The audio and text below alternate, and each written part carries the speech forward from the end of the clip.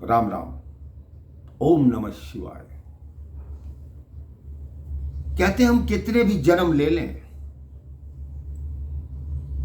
लेकिन हमें अपने कर्मों का फल अवश्य भोगना पड़ता है। कोई भी स्थिति हो, अगर हमने वो कर्म किया है तो हमें उसका फल भोगने के लिए चाहे कितने भी जन्म लेने पड़े, लेकिन वो फल हमें भोगना ही पड़ेगा। एक बार देव ऋषि नारद गंधर्व तुम्बरु के साथ मृत्यु लोक पर आए। एक स्थान पर आकर नारद जी रुक गए। तुम्बरु ने कहा कि नारद जी आप यहां क्यों रुके? नारद जी ने कहा मैं आपको दिखाना चाहता हूं कि कर्मों का फल व्यक्ति को भोगना ही पड़ता है। जो इस मृत्यु लोक में आया है वो बिना कर्म फल के रह नहीं सकता।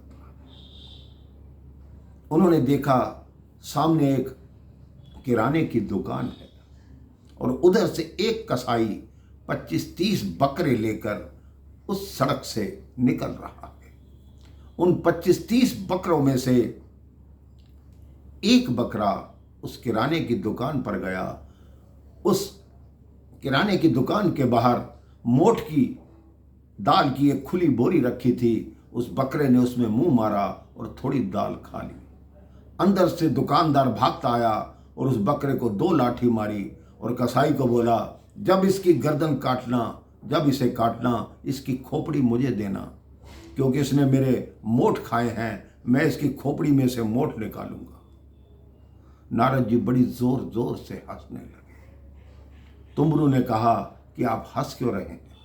कहते नहीं, मैं कर्म फल देख रहा हूं कि क्या कर्म फल है। उन्होंने कहा इसमें क्या कर्म फल है? नारद जी ने कहा देखो 25-30 बकरे थे, उनमें से यही बकरा वहां क्यों गया? कहते उस दुकान पे क्या नाम लिखा है? कहते सेठ भागचंद की दुकान।